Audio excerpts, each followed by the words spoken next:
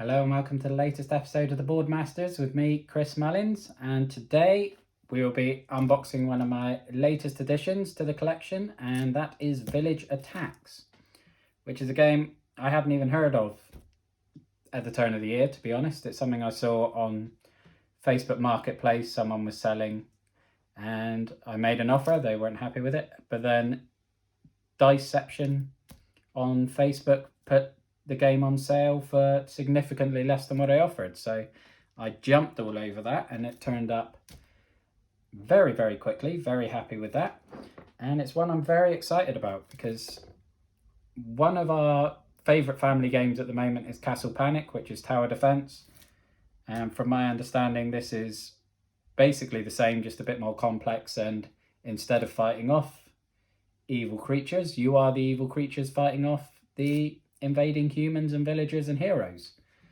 So let's dive straight in.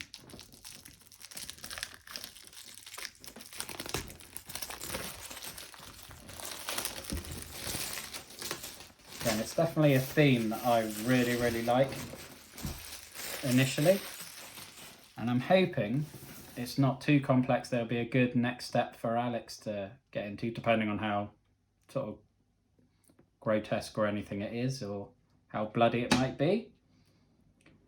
But let's see if and when this finally opens. There we go. Oh, I love the shading on the rulebook already. That's beautiful. Okay, it's certainly a sizable rulebook by the look of it. So the basics start on page 6 and seem to go up to 24. So that's a good 18 pages worth of rules to get to know. But it's not too text heavy. It reminds me a lot of the Lord of the Rings LCG rulebook. So it looks like it will be pretty easy to follow. That's the hope anyway. And yeah, there is quite a lot of text there.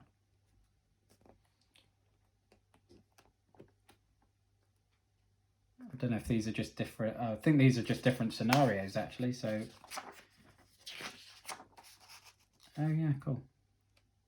So there's preset scenarios in the game depending on for different difficulties and different setups. So that adds some replayability straight away. So I'm really keen on that.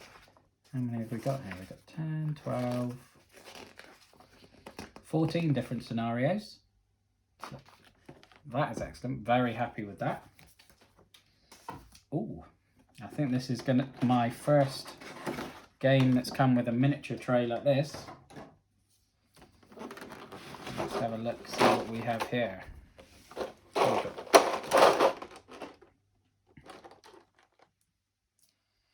we got some female villagers wielding pitchforks. Again, a scythe. What else have we got here? The iconic flaming torches for besieging evil creatures' castles. What else have we got?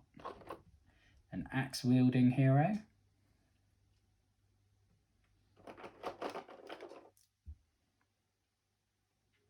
Okay, this looks like a proper hero because he is fully tooled up and geared up. So he looks like he's going to be one of the biggest obstacles to face. And again, similar here. Seems to be carrying some sort of giant horn and some twin blades and an axe. What's this one got? He's got a couple of pistols, an axe, looks like some throwing knives. Yes, you can certainly tell the difference between the standard villager mobs and the actual heroes. This has got to be one of the monsters, this one. This looks like some sort of wraith. And they are very cool. And we have a second tray of miniatures. Again, just getting 2 trays of miniatures for 40 quid seems like a ridiculous bargain. So now we've got a longsword wielding hero with a crossbow there. Excellent. a more traditional archer with a dagger. And the detail on these is great. Yeah, I think probably the only miniatures I have prior to this are in Ni no Kuni 2. And they're a bit more basic than these ones. These are definitely another level up. Again, another axe wielding, gun toting hero there. Who else have we got here? And then some sort of demon woman with her wings and a blade, clawed and horned up, and a tail. I wonder if... I'm guessing this is going to be the vampire by the look of him. He looks like he just goes in with claws and teeth. Again, I wasn't sure what type of sort of creatures we'd have in this, whether it'd be like the classic werewolf, vampire, Frankenstein, that sort of thing. But these look very much like ethereal themed. So you've got the wraiths and demons. Again, that one looks very wraith ghost-like as well. Although this guy looks like an executioner, so I'm not sure whether he's one of the villains you play as. I'm guessing not, because he's the same colour as the heroes, but he is wielding a sizable axe.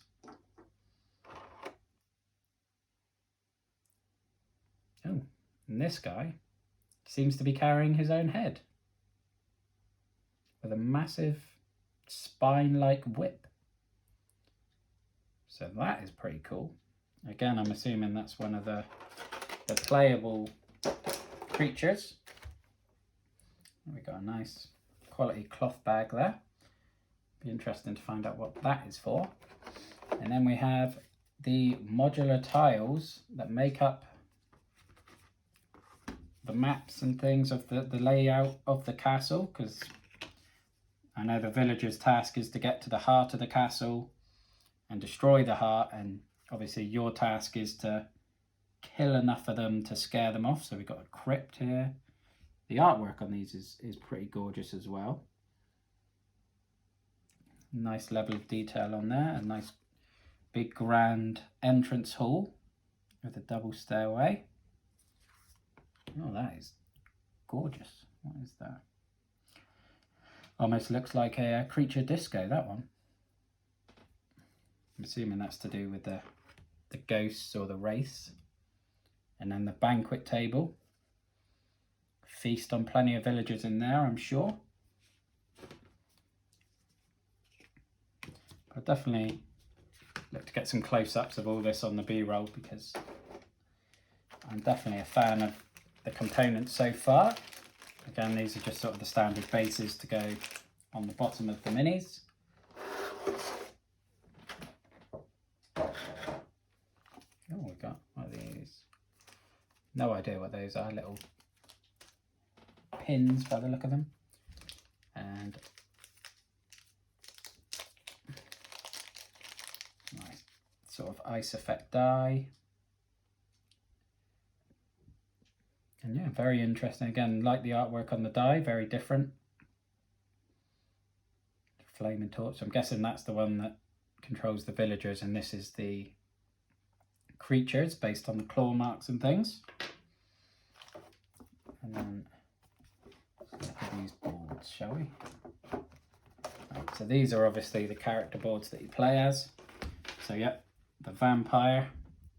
I was right on the mini, I picked him out, so I'm happy with that. Oh, and some nice flavour text on the back.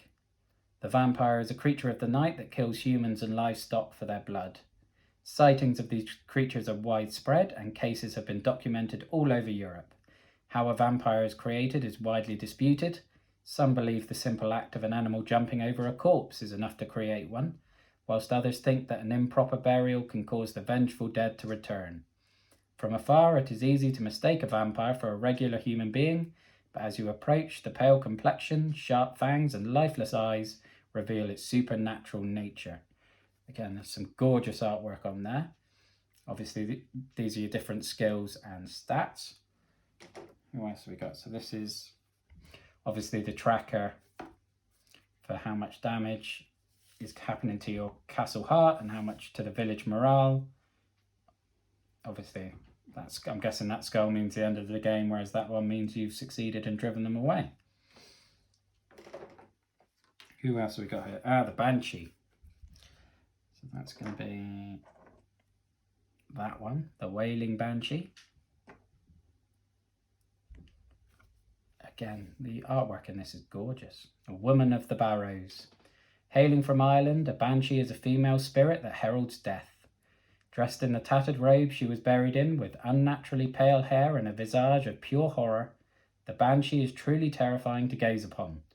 A banshee will begin to wail when death is imminent, and her screams have been known to drive those who hear them insane.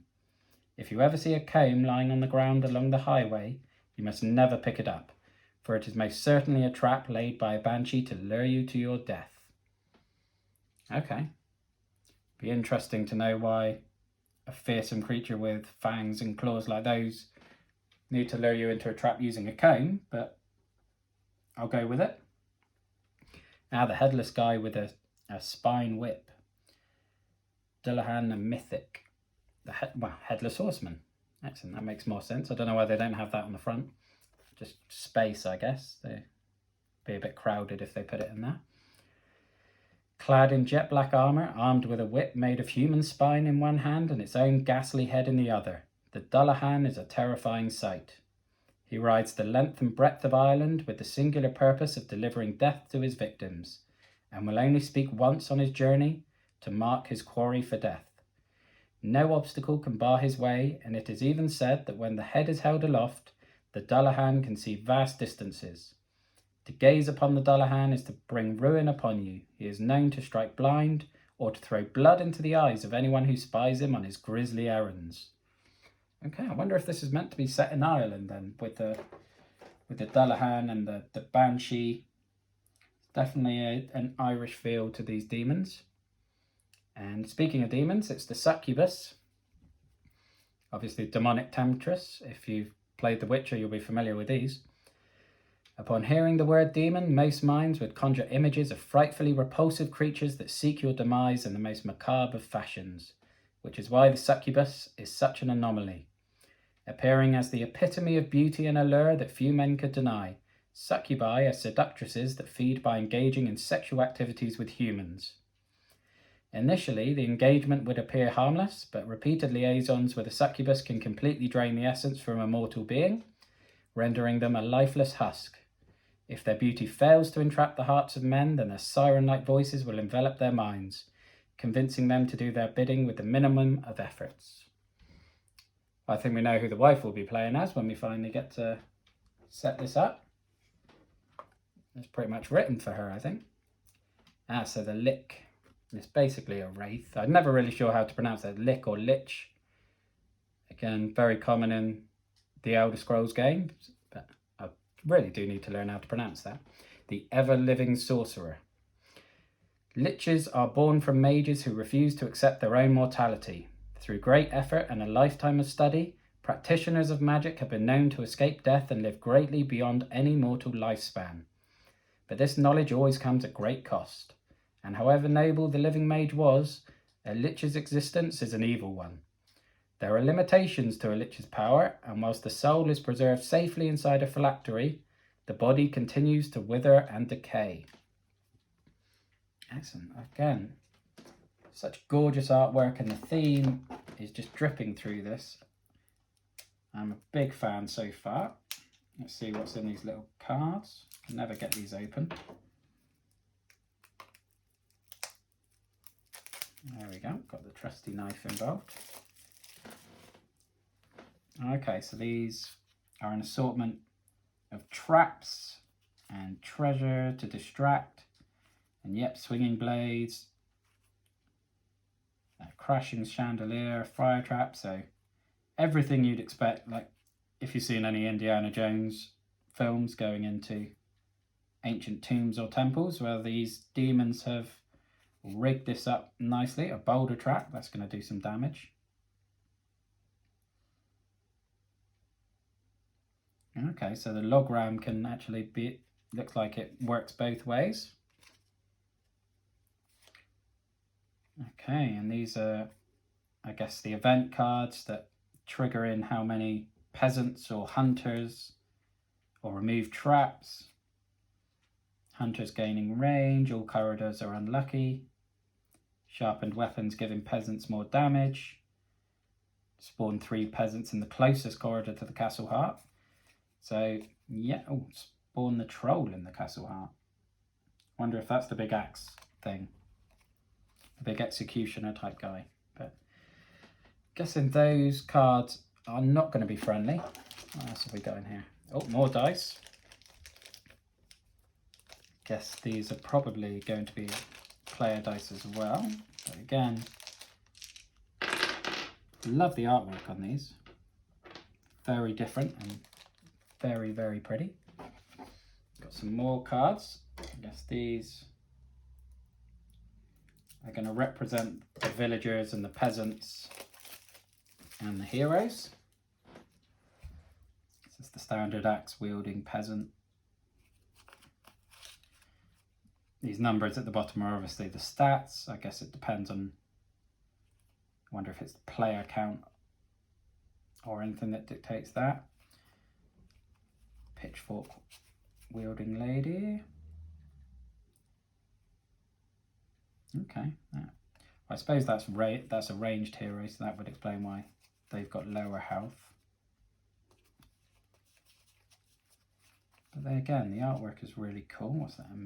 Oh, mystery ones. I guess that's a mystery hero based on those 4 sort of silhouettes. So you're never quite sure which hero is going to spawn in. Okay, interesting.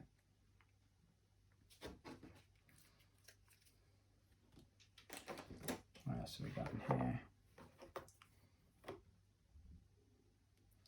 Very cool looking coin. Oh, metal coin. Going to cause some damage to the table, that one. But it is very pretty.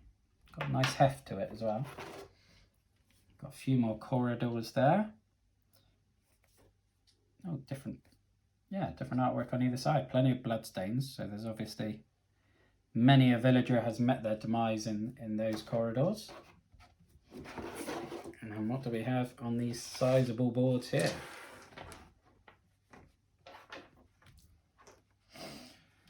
Obviously these tokens correspond with the icons on the dice, so that's going to be linked to whatever you roll, and some of these are linked to the icons on the die as well, so I guess depending on what you roll will tell you what moves you can use that turn. And damage counters, I guess, but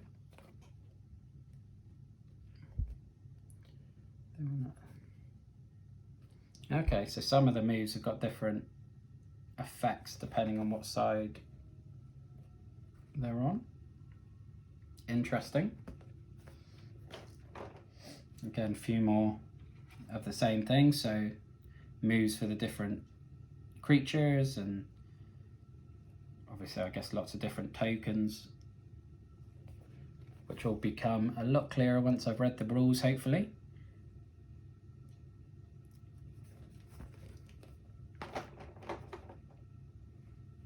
Yeah, here we are. So here's some of the heroes. So yeah, the alchemist is the one who, the first hero I think I saw, who was all tooled up with various sort of chemical grenades dotted around his outfit. The executioner carrying the big axe. The bounty hunter with his pistol, I think, and throwing knives and whatnot.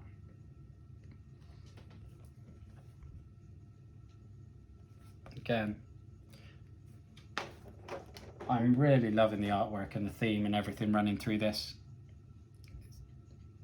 Definitely glad I jumped on the deal when I saw it, because again, it's not a game I was aware of necessarily for its rating. It's got good Board Game Geek rating, but it's not one that's, as someone new to the hobby, you sort of stick around the top 100 when you're looking through there, and this isn't necessarily troubling those, but there are so many games around these days, and there's so many brilliant games. If you do limit yourself to the top 100, you are missing out. Got a grave digger. I'll have to have a look through the minis because I don't recognise him. And then the Scald carrying his giant horn. Yeah, I don't remember seeing anyone with a shovel and a coffin on his back. So I may have missed him. Let's see if I can track him down.